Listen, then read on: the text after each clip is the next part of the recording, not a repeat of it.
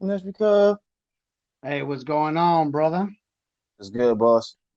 It is looking good. I want to welcome everybody to Rolo Runs the City with JT podcast. We are back and we are here, and we are still the same folks who are on that stem cell podcast, but now we are Rolo Runs the City with JT podcast.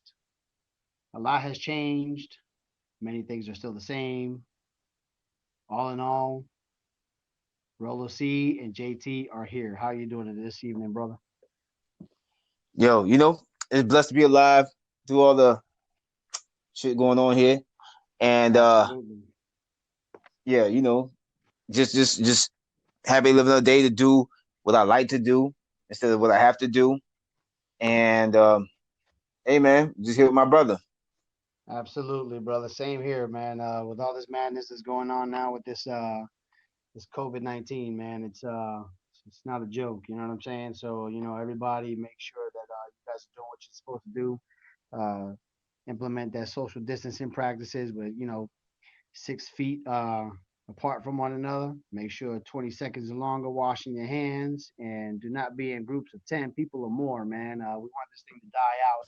Fortunately for me, um, I guess it's not all bad, but I do the Peachtree Road Race on July 4th at in Atlanta. I did it last year, and this was going to be my second year doing it this year, and it ended up getting postponed to Thanksgiving Day of this year, which I don't know if that's going to happen or not, just due to the fact that we all know that viruses do live in the cold. So there's a possibility that that may not happen. So I'm just trying to keep my fingers crossed. At the same time, I'm not selfish. If I got to do a virtual run, it's cool. I'll do that. However, I do love running with my people and my fellow runners. So obviously, that's what I do. Rolo runs the city. So, we're trying to make that happen. But we will see. We'll see how things go, man. So that's what's going on with me at the forefront, man. How you been handling the COVID-19, bro? Well, I mean, I was already like kind of like in the trenches of still putting in work while I was out here. Uh and as far as like me and you go, and I know a lot of people out there who especially been through military, and or travel, experiments, you probably have experienced something, even worse than what COVID-19 does. So it's like, hey, at the end of the day, some people, if you're able to stay at home, you can, but most of all, for other people, you gotta put food on the table and pay the bills. So you gotta do what you gotta do. But in all instances, man, keep your health up, man. And that things out there to definitely do that with. So just follow those procedures of the medical people out there to try to help and make us go through this, man. So I've been living, man. How about you? Absolutely, absolutely, yeah, man. It's the same thing, man. We just been trying to make sure that we're maintaining with the family here, doing homeschool and things of that nature, man. Just trying to limit our little food runs to like once a week, and the kids hadn't really seen too much of daylight besides the backyard. But other than that, we're trying to keep it cool here. But yeah, folks, if another thing too, feel free to definitely check out our YouTube, man. You'll definitely look us up, man. It's going to be Rolo Runs the City with JT. Definitely go ahead and put that in your search bar, and we will pop up along with my Twitter at Rolo Runs the City, as well as my Instagram at Rolo Runs the City. And don't forget to hit my man up, JT. He is so amazing 24/7. So that's on his Instagram as well. So let's make sure that we go ahead and feel free to hit us up on those platforms as well. That way we can try to keep you updated as much as we can. Basically, our first topic, man, that we're actually going to do on this show, it was actually our main topic, is it's about leadership. So at the end of the day, in case if you don't know what we're about, man, we're definitely about trying to promote positive vibes only. Negative vibes are not allowed here. You know, uh, JT and I, we've known each other for about 20 years. We met when we were back in the military. We met in Fort Polk, Louisiana. We were working on the training exercise together. We both had the same job in the transportation field, the transportation corps, with the United States Army, and we've been brothers ever since. So that's the experiences that we've had. We've both been stationed overseas. We're both Operation Enduring Freedom veterans. We were in during 9/11, so that's a little bit of our background. But right now we're like I said, we're definitely about trying to personally, professionally develop the best way we can and self improve the best way possible and things that we know. Of course, we don't know it all. However, we do know something. So why not go ahead and drop those nuggets while we can? And hopefully it can try to help somebody else. And as well as if you guys do have any, uh, questions or something that maybe you guys might want to bring up on our topics of discussion for future shows, feel free to hit us up on any of our platforms, Twitter at Rolo Runs the City, IG, Instagram at Rolo Runs the City, and not to forget my brother JT at his Instagram, which is so amazing 24/7. So we're definitely going to start getting on the aspect of leadership. And JT, our first objective on leadership, of course, we're going to start with some sports, and we're going to stay with sports for this topic because obviously we both know that sports is just one of those things that people don't realize, but that's very relative to life. People just they think numbers, they think physical ability, they don't think outside the lines, they don't feel that, they don't realize a lot of these athletes, they are people, they do not only display leadership qualities in the locker room and on the field, but they also do it off field as well in various charities, things of that nature. These folks have families of their own. Everybody goes through their personal struggles.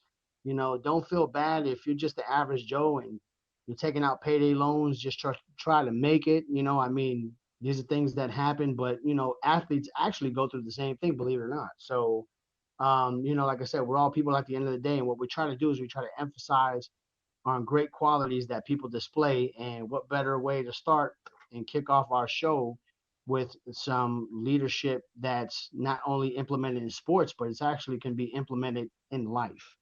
So what we want to start off with is the topic of The Last Dance. Not sure if anybody's been really following it or not. Of course, we followed it closely for the last 5 weekends. They actually ESPN's dropped a documentary about the 1998 Chicago Bulls, and it just kind of goes back and forth throughout basically Michael Jordan's run with the team. He had been with the team for 12 years, had a 12-year career with them, retired twice from the Bulls, and he had a great yet challenging run. Obviously, when you're considered the greatest of all time, not only in your sports but possibly the greatest of all time amongst all athletes, that tells you something. So, JT, I definitely want to start off with you. What did you think about the documentary? What did you take from it? What kind of leadership qualities did you see, not only in Jordan but amongst other players that were on the team? And what was your overall feel about the documentary? Well, all right. For me, to start off with, if you or anybody who, at least, especially if you follow sports, if you did not know that the Last Dance was on ESPN, you probably was sleeping under a rock or living under a rock. You know, Absolutely. yeah. Um, you know, but my overall aspects, and I'm gonna break it down to more simple terms. Um, so you know, the things I heard about, Jordan in the past, you know, then when I was a kid, like I really didn't know. All I knew he was a good ass basketball player. That's what I knew. I didn't know what I'm saying, him as a man or person, whatever like that. Um, but with that being said, it lets me know that there's three kinds of leaders out there. And to me, this relate more to Jordan. To me, he was more of the asshole type of leader, like the one Yeah, that really, really have to get in you to try to make you and bring the best out of you. You have absolutely. the other, like the middle in between, like they're not a total asshole, but at the same time, they're more than just quiet. so they're in the middle, but they know how to motivate you. And then you have the quieter leaders who don't really say much, but talk when they have to. So And perform, and definitely perform. Yeah. Ryan definitely do the performance, but you know, in all those types of leaders, you need them because like it don't matter which one you are. If that person brings the best out of you, then that let you know that that person is a leader. Also, another people don't probably realize either, because that person is a leader don't mean that he's the man every day. Sometimes he's gonna struggle, and you want to step up and you have to become that leader for that particular day or a particular period of time. And so this is why, I relate to Jordan, even though he was the man, that's what people knew. And like I said, he is a top even 5 or 3 all time, depending on what how your lists are. But at the end of the day, if he didn't have Scotty, if he didn't have those role players, he wouldn't have got all the championships that he got, and they wouldn't have got all the championships that they got without him. So involved with leadership, it also comes into a team aspect as well, because you need a good leader to bring the best out of you, and you have to be there to know that that leader is not going to be there for you every day.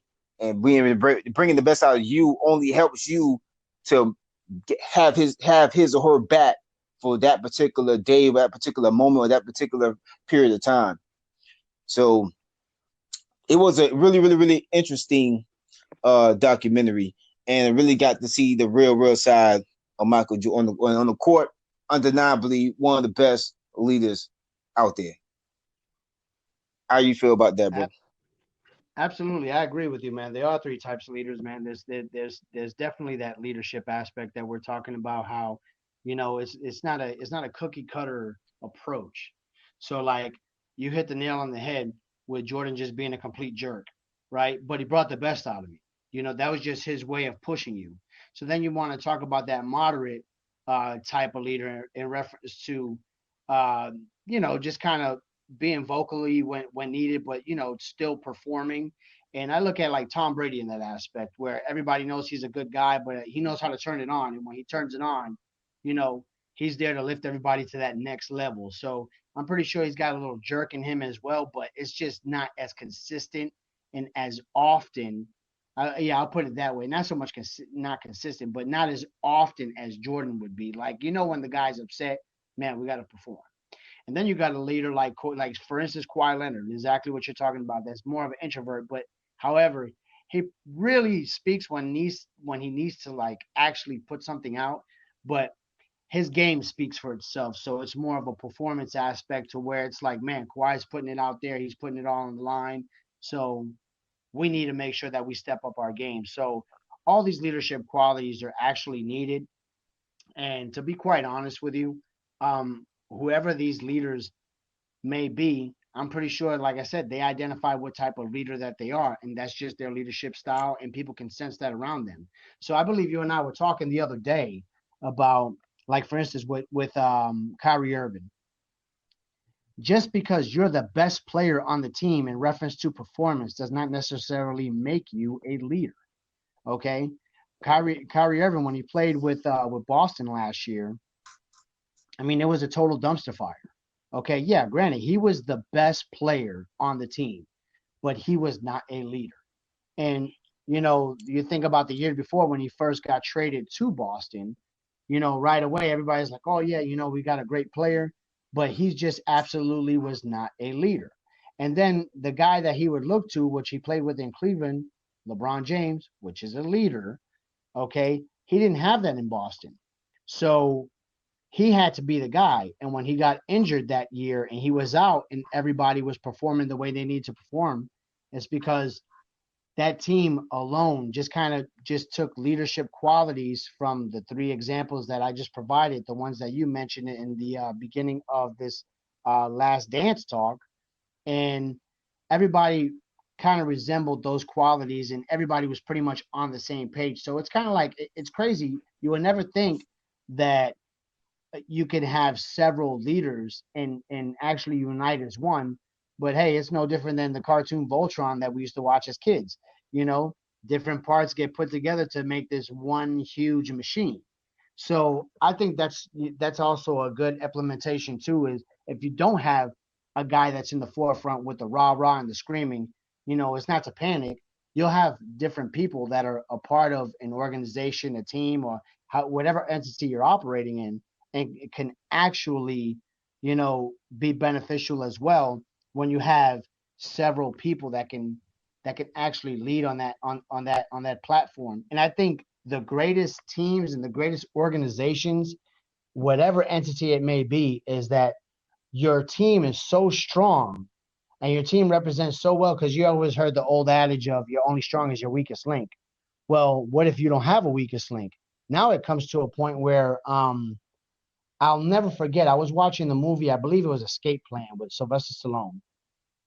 And there was a part, I believe it might have been part two, Escape Plan 2, where obviously the movie's about, guys that are locked up, and, his job is to escape the prisons to see where there's flaws at within the system of the prison system. Well, there was a group that were called the Legion, right? And the Legion's code, which is actually pretty awesome about what I'm basically talking about here, is the Legion stated, they said, you want everybody to be equally as strong. That way, no one knows who the leader actually is. So when you look at a team that's equally as strong, or an organization that everybody is operating on the same level, it's confusing because you're like, wow, like, who's the leader? You know? And it's not so much that it's a dumpster fire where it's like, who's leading this place? Like, everybody's, doing their own thing, or, too many Chiefs and not enough Indians, that's not even the aspect. It's that people are so reliable to a point where they're so self-sufficient. They don't have to be that, they don't have to have that guy because they're all that guy.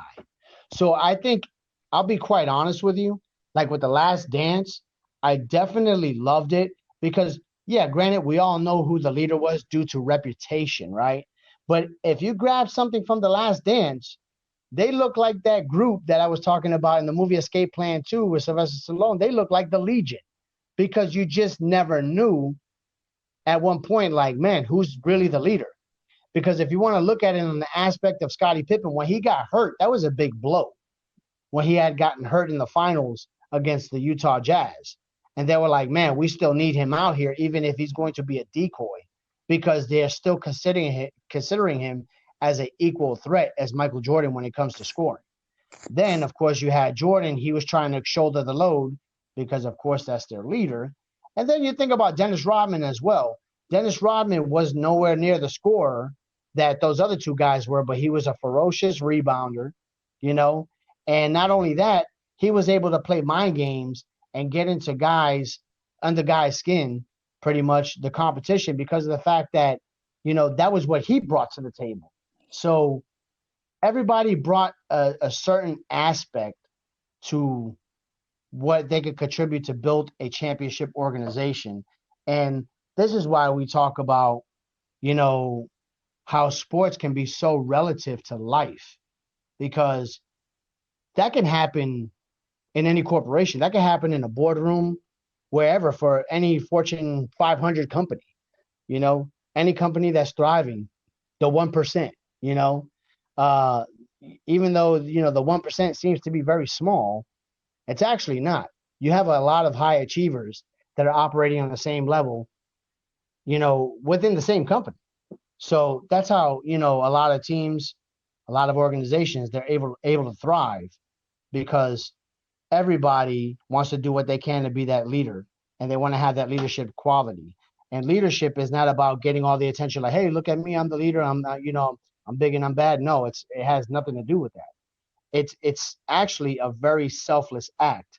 So I do believe Jordan was very selfless, because he gave all of himself for the sake of his team.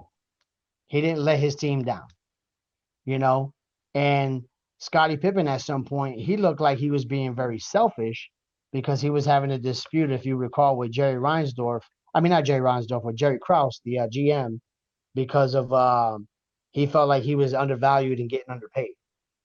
And then of course, Rodman, he was just being him. Whenever he wanted to take time off, he's like, "Hey guys, I need vacation." so I think like I said, it was a very good documentary. That's what I got from it. Um, you got anything more that kind of stood out to you, Yeah, JT? I also want to bring this up too. And so even though we know Jordan as the ball player being an all-time guy, now the only thing that disappointed me as Jordan, because outside the court, he was not, uh, a leader to me. When it came to social issues, and I know how it is now. Like players will come out and try to stand up for social issues or whatever the case may be. Jordan was never Absolutely. really that guy, and that right there to me was more disappointing. So even though I would never take away from what he did on the court, but when it comes to him and his like merchandise and what he does, outside off of the court, I can't support because it's like you didn't do that for us, so I can't do that for him. You know. Yeah, I absolutely agree with you on that. Like with the whole point of I think he was somebody who was running for local office out there in North Carolina at the time where he was like really starting to, he was getting his shoe deal ready and he was just on it. He was becoming a marketing machine. And he had brought out the statement of Republicans where what is it? Republicans buy shoes, they buy sneakers too. That's pretty much what he was saying. So I think he rubbed a lot of people the wrong way when he said that. But regardless of whatever his political preference is, it shouldn't matter. But my thing was that he looked very condescending, especially with the black community, because the black community was like, "Wow, we're really trying to get somebody who can make some noise, on the local level," and you just pretty much don't care because you figure you're set. You've got your marketing deal set up, your shoe deal. You're signing this big contract with what was a joke organization was actually becoming a premier organization, due to his influence. But yeah, I totally feel you on that too because athletes nowadays they're very different. But you got to look at things too. I'm pretty sure a lot of people are more vocal now due to social media and the way they were looking at it is, I'm pretty sure this was their aspect that they were taking was like, look, man, I'm not going to chase the media to let everybody know that I'm fighting for a cause. It's like if they come and if I feel like it, I'll let them know, and if not, then oh well. As opposed to right now, like the whole thing that happened with Ahmaud Arbery, with the shooting that happened out in Brunswick, Georgia, with that young man being tragically killed, and that's another story for another day. But you have a lot of athletes and just a lot of people in general, but of course athletes that are speaking out about the situation. And Tom Brady, a guy who doesn't even get into social issues, is actually like trying to press about these folks investigating everything that happened. So it just goes to show you how powerful social media is. And I think he was just a victim of the time where it was like, oh, okay, well, if the media is around and depending if I'm feeling good, I'm going to go ahead and say what I need to say. And if not, I just tell them to go, I just tell them to get the hell away from me. So I think that's what he was actually a victim of the non-social media era that he was, subjected to, during his time as he was playing ball. So it doesn't help his cause. But there's no excuse now because social media does exist. And regardless of what it is, I believe he's 57 years old, just turned 57. He can still provide major influence and still get into social issues. But I think the way he looks at it, he's a made man. Why would he bother? He would leave it to the young guys now, I guess. But I definitely hear you on that. So, anywho, anything else to add about that No, documentary? man. Well, it was just entertaining, and it brought us back to what we grew up on. That was very, very interesting. Yeah, we definitely needed it. I'll put it that way. We definitely needed it as a society. Like it was good to show behind, especially what we're talking about with leadership. It was good to show behind the scenes. It definitely was. Oh, All right. So the next topic of discussion, you already know, we have, of course, examples of Tom Brady's greatness. You want to be the hardest worker in the room, even if you've accomplished it all. And obviously, he has. So, this is, of course, we're talking about another leader here and who displays leadership. And obviously, I touched on it a little bit earlier about him, being that moderate rah rah guy. He's not really like all extreme. I mean, don't get me wrong, man. He pulls out Psycho Brady every now and well, we won't say every now and then. We'll say I'm pretty sure it's there every day and on the practice field, but we definitely see it on Sundays. But you don't see it during the week during media sessions. He's not too vocal when it comes to talking to the media, like pretty much outside of the NFL arena, which I was very shocked that he had. I believe it's probably about a month ago. He had an interview, a 2-hour interview with Howard Stern. It was just basically talking about, his time in New England, how it fell short, things of that nature. So that really surprised me that he did that interview. But what's your take on Tom Brady's Yeah. leadership? All right. Well, before I get into that, um, just like The Last Dance, they're actually gonna do a documentary for Tom Brady as well. It's gonna be a nine episode series, and yeah, Okay. I think it's gonna come out next year. So yes, Yeah, yeah, that's a good look. yeah. Go ahead, yo. No, I was gonna say that's a good look because I know he signed a 2-year deal with Tampa Bay, but I see him. I'll be honest with you, especially if they win this year. Like I see him not fulfilling that contract. Like he like, hey man, I did what I needed to do. And I'm walking away. So it would definitely it would be incredible if they go ahead and they start getting this thing in the works right now for it to be played by next year. That it would be incredible. Yeah, I mean, it would definitely be a feat because, like, even though I know Tampa already had a good offense and not much of a defense, but especially at the age he's at and what Tampa has been for so long. So if they was to go ahead and actually pull this out, yeah, that would be a incredible feat. You know. I totally agree. So wait, how do you think he is as a leader? All What's your right. take on him? Well, to me, he was like, as you discussed in the last or the first part of the podcast here, that he was like in between. Like you wouldn't figure out that he was, a rah rah type of person, but he had, when you're a leader, you have to at some point, because there's some people they just need it. But like he had to be what he was as far as a leader because the odds were already stacked against him.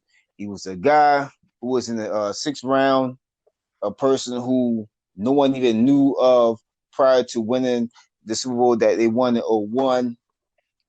And if besides his family members, if you figured that he would be the guy he was today, you'd be lying to yourself. So don't do that. But before I thought Drew Bledsoe, I thought that was his team. I thought it was gonna be his career.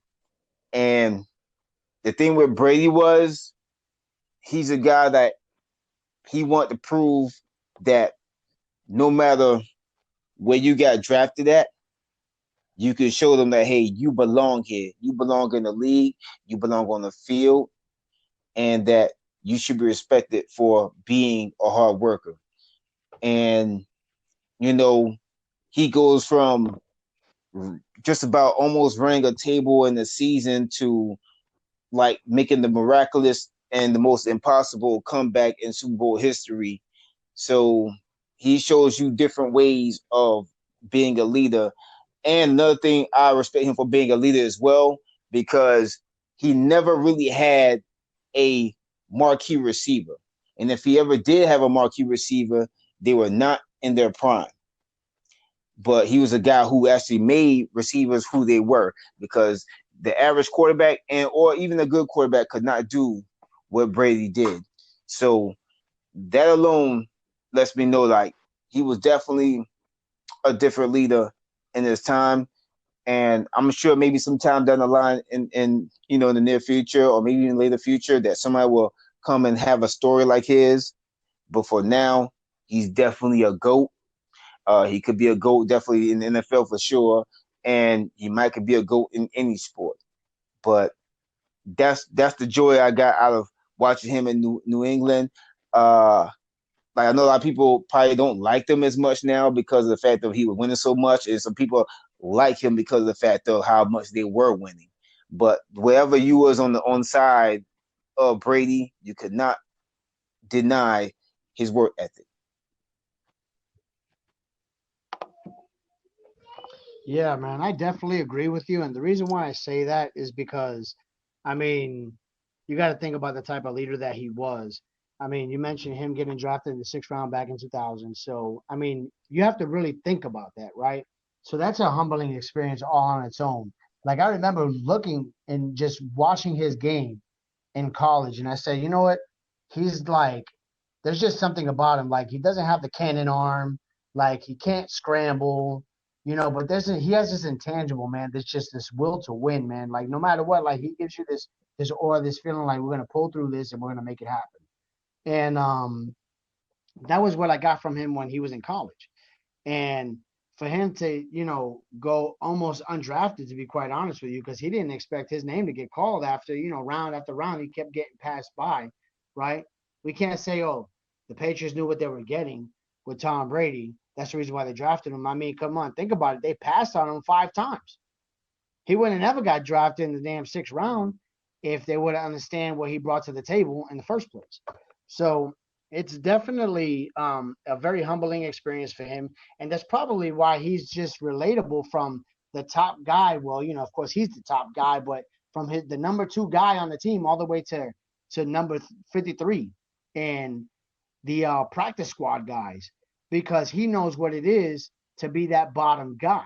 So he can relate to everybody from the top all the way to the bottom, which is why he's well respected and why people want to run through a brick wall for him because of how humble he is. But yet he's the hardest worker in the room and he's the most accomplished guy in the room. And they're like, damn, like he doesn't have anything more to prove. But to him, he does. He still looks at himself much like Jordan, okay, where he got cut from his high school team because they felt that he wasn't good enough.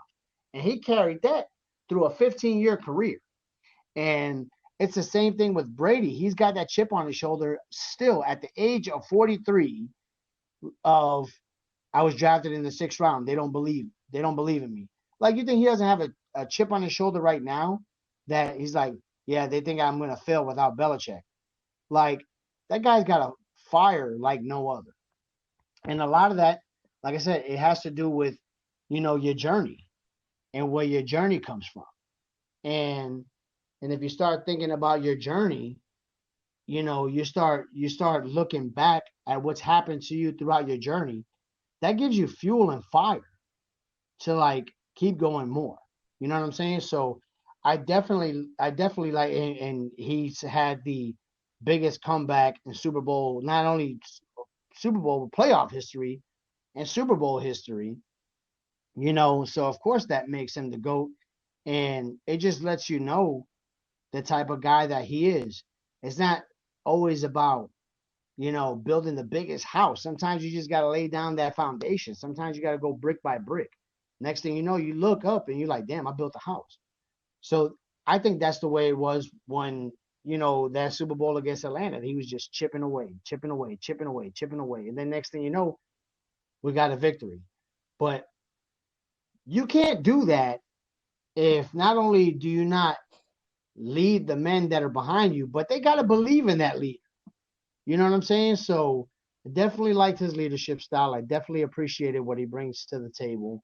And I think he's definitely a great example of leadership, not only in sports, but in life. And it's funny because I remember it was probably about a month ago as well that Donald Trump was talking like at a White House presser and somebody mentioned Tom Brady. And he said, Tom Brady's a great guy. I know Tom Brady is a great guy. He's like, he's definitely a great leader. Somebody said we should have Tom Brady leading the coronavirus task force and leading the way on this.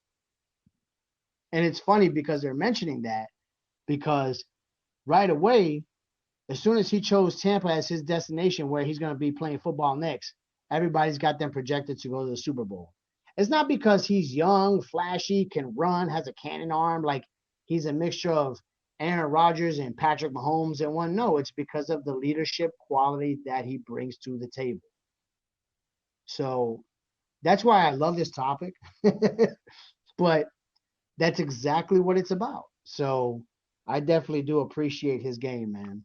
You got anything to add? I would say like, unlike Jordan, like I respect Tom Brady off the field.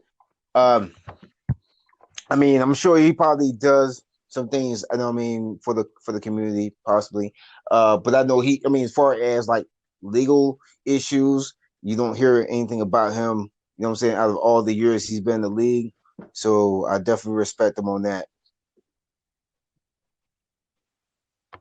Yeah, definitely. Yeah, he's got this things that he has this charity that he does. It's called Best Buddies, which is like he helps like a lot of children that they suffer from like you know mental deficiencies, things like that are mentally challenged, or people that are handicapped from some sort of ailment that they're dealing with. And I mean, it's an awesome charity that he does. I know he gets with Teddy Bruschi and a lot of guys, every year. Like that's his baby. So it's funny because people will always remember him because of the forefront of what he's done in New England in reference to playing football. But I think most like what he would most want to be remembered for would be because of his Best Buddies charity. So like I said, it's just another leadership quality that he has, that he's putting himself, being selfless, putting himself out there, to try to help others. So I can definitely respect that as well. Um, Michael Jordan, unfortunately, he wasn't really known a lot for doing things like that. But we can't say that he hasn't done anything for the community.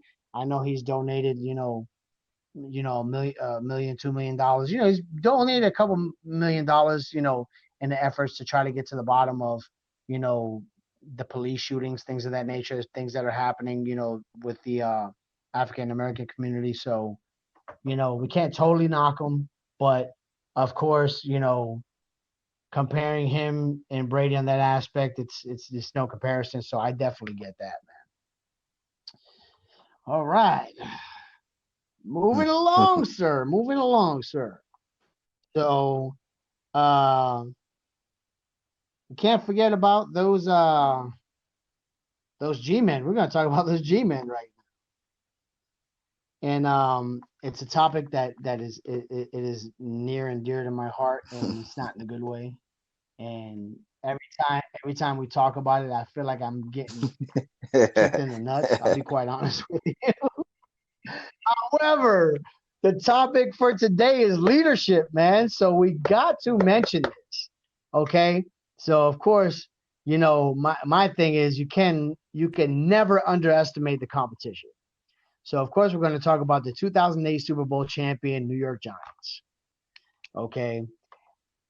I'm going to let you lead this off, and I'm going to, I guess, finish it. But you go ahead, man. Let's talk. We got to give respect to where it's due. So let's talk about the Super Bowl 42 champ, New York Giants. Go right ahead, Okay. JT. What you got? Yeah. Um, for me, of course, it was an enjoyable year. For one, I never forget when it was, to me, it was actually a joke of a season, because I knew like that year I just had my mind that the Patriots were gonna run the table. They're gonna be the next Miami Dolphins, for one. And I never forget me wearing my Giants jacket to your crib, and that on week 17 that this was going to be a Super Bowl. It was going to be a rematch for the Super Bowl. And that, Yeah, and I remember my yeah, wife I'm wanted sure to she kick probably you out did. that day. And Yeah, I remember that. She wanted to kick you out. She's like, you over exactly, there wearing I'm that damn surprised she didn't jacket. ban me. I But remember that. at the same token, I was like, I really just thought like it was really a joke. I was just like, yo, because one, I knew you were going to win the game. I didn't even think it was going to be as close as it was. And then it was just an actual surprise that the match even happened. Even when the match happened, I still felt like there's no way we're winning this. But of course, I'm not a bandwagoner, so I got to run with my team, of course. And it was just, it was a surprise of the whole outcome. I was like, for us to even be in the game between a certain period of time, and I was like, you know what, something crazy might happen because like I just really thought this would have been over by like halftime. You know, if anybody knew that year and the wave or how the Patriots was compared to the Giants, it would have been absolutely, you know what I mean, a blowout. But um, in the leadership, how it ties into that, it goes to show like, you know, whatever you do in life, don't give up. You know, if you go in like even like people who are like leaders like Jordan and Brady and who are a lot of leaders out there, you should always feel like you're an underdog because that way it makes you grind hard, it makes you work hard, and it actually makes you show the world that you belong at the stage of where you're at. And you know, there's people who give up on themselves so often to the point where you already lost the battle in being anything because you didn't even give yourself any hope. And hopefully, the '08 Giants was a prime example of showing people that you have hope in yourself. But for one thing, you have to believe because even though people may not ever see David Tyree again, or who don't even know who David Tyree is, if you watch any highlights and you see that catch, you be like, "Oh, that's that dude." And so it goes to show, like, man, like at any point you have to feel like you can survive, and it's your moment. And so even like right now for this podcast coming back after I think about at least a year hiatus for me and you, it's like, yeah, it didn't turn out to be like probably where you want it to be. Of course, you want to be bigger than you know, you want to be noticed. You want to, you know, want to be seen. You want to be heard. But in the end, it's like you have to like give it your all. And even if you don't accomplish what you want to accomplish, at least you can say that you actually tried and you actually gave it your all for what you were trying to do. So that's why I compare our podcast right now and our second go around compared to the '08 Giants because it's like, hey, this is our second time around. And this is our chance to come back and be the underdogs. We actually win and we can actually exceed our expectations. Yeah, I can definitely agree with you on that, man. It's amazing how there's many people who you know, they just give on up on themselves. They give up on the fight even before they step in the ring. You know what I'm saying? And that happens with a lot of people. And it's something that I explain to my daughter a lot, where she gets discouraged or gets down about not receiving a certain award or things of that nature, or she got an award for participation. I said, look, I understand that you're not into participation trophies or awards. However, you should use that as a building block and a stepping stone in understanding that at least that you are in the game. There's some people, not only they're not in the stands, but they're not even in the stadium or even watching the TV to even notice greatness. They're just there. They can be in an existence of where they're possibly depressed for whatever shortcomings they're going through in their life. And that's just not the way to live. And it's definitely not the way to live when you're putting your best foot forward and you're actually trying to achieve something. And yeah, you know what? You didn't get first place, but you know what? At least you win the damn competition. There's just some people that they don't even give themselves the opportunity to even be in the fight. And definitely respect the '08 Giants because they could have just rolled over. I remember that first game they won on week 17. I mean, the Patriots won on that week 17. It was like 38 to it was like Yeah. it was either 38 to It, 35 yeah, or it was 30 31 to 35. 35. It was something like that. Yeah, it was 38 Yeah. 35. So they won by a field goal. And it was just ironic how the second go round they ended up losing by a field goal. And but it just goes to show you like Eli Manning throws that ball. There's no accuracy with that ball. there's no skill in that catch. It's clearly just stepping out on faith. And if a lot of people, and I tell my wife this all the time, I'm like, obviously I'm a very spiritual person, but I'm not, I wouldn't say religious. Like people that are religious, like they go to church every Sunday and they have a congregation they're with. And I don't knock that, to each is his or her own. But I feel that I'm very spiritual, that I have a very close connection with my creator.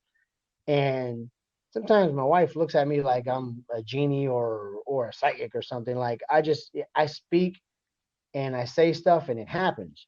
And I try to tell her, I'm like, ask God for what you want because you have to speak that into existence. For it to happen, you need to make sure that your words are positive, your words are forthcoming. And I'll tell anybody this anytime. My favorite scripture in the Bible, it comes from James chapter 2, verses 14 to 26. The gist of it is, faith without works is dead.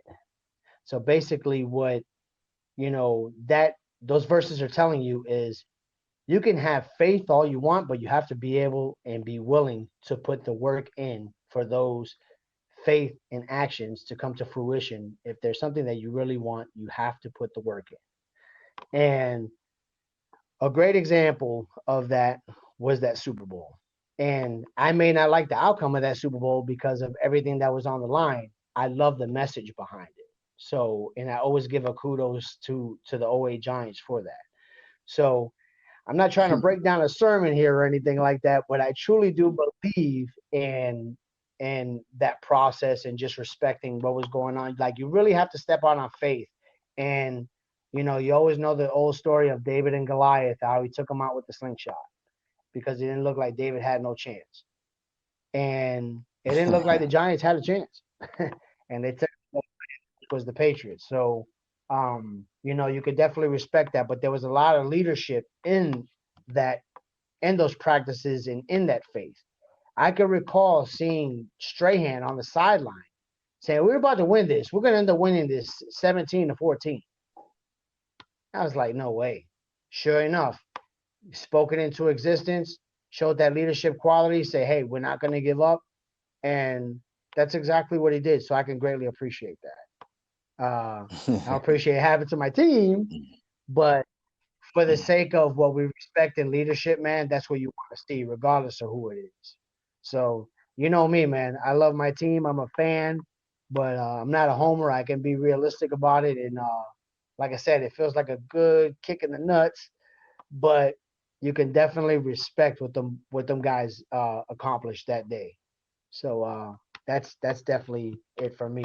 You got anything to add? No, man, it was just like, it was just basically a good time and like to enjoy a victory, on a big stage, for the team. Because like, you're not like the Patriots where they had, a dynasty.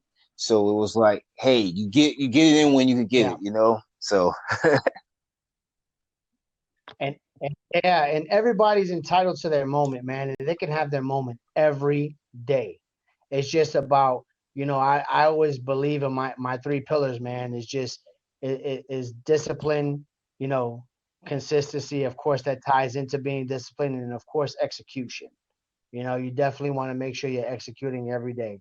It doesn't even matter. Look, if you're taking out the trash, man, you make sure you take out the trash and you're not making a mess and you do what you need to do. Hey, the victory behind that is the fact that you don't have to worry about your trash stinking up your house. It doesn't matter. It doesn't matter what you do. Just make sure you're always executing at a high level. So I can greatly appreciate that. JT, has been a blessing and a pleasure to reunite back with you on this podcast platform. It's definitely been a great experience. Definitely, we're gonna, this podcast is on Anchor. It's also going to be on Google Play as well, and let's not forget Spotify. And the uh, the episode will be available on YouTube. And if you're looking at it on YouTube, we greatly do appreciate your viewership. Uh, Make sure that you definitely click that bell for notifications of every time that we are dropping the podcast on there, as well as crazy and wild, wacky content that I put together on Welcome to Rolo Runs the City. I've definitely have some good stuff on there, so be sure to check that out. Definitely hit us up on Twitter at Rolo Runs the City. You can hit me up on IG at Rolo Runs the City, and also feel free to hit up my man JT on Instagram at So Amazing 247. 24/7, he's amazing, and he absolutely is. So I greatly appreciate him, man. That is my brother from another. So definitely go ahead and take us out of here, JT, and give him Okay. bye for us. Well, once again, welcome everybody, or thank everybody for joining us here on our reuniting. You know, yeah, it really does, so and it really does. Yeah. Also, yes, sir. because I know y'all don't know him like we know us. Happy early birthday, but my man. Oh, thank you, sir. Thank you, sir. I Oh greatly no no no no no appreciate no no that. no no no I no thought you no forgot. no. Like you said, it's been 20 years. So if I forgot, that means I'm probably going through early stages of dementia or old timers. Absolutely, I hear you. Hey, I got your August 8th birthday on my Google calendar, so I don't forget, man. Because I know I'm like horrible, man. I'm like, I gotta make sure I remember my people. So now I Oh greatly yeah, appreciate definitely. the So I, birthday I wish, had to brother. I do really that. do. Also, shout out to your fam for you know just just just being a good fam and holding you down and just being beautiful. Love what y'all doing out there. They out there supporting you while you actually run the city. So, yes, right, Yeah, yeah, right. So when people feel absolutely. like, I hey, Rilla appreciate runs the that. city, I mean, the dude actually runs the city. Yes, sir. And hey, and we will get you down. Yeah, I'm telling you, we got to get up together, man. I mean, like I said, I want to get you in running shape, so then that way we can make that happen too, man. So then that way we can take some good pictures, put it on the gram, man, and actually have a Yeah, podcast and if talk y'all want about to the see me close to my experience. deathbed, that'd be best time to check me out. Uh, but yo, for real people, like, hey, Oh man, just stick with us, man. I'm glad y'all are tuned in. Hopefully, you come back for the next time. We're not going away this time, I promise. And we definitely got content. Yeah, we got more that's content right. for you. We're here. And just stick along for our journey, the next ride, man. That's right, man. That concludes our episode on leadership, man. Yeah, take care. Godspeed.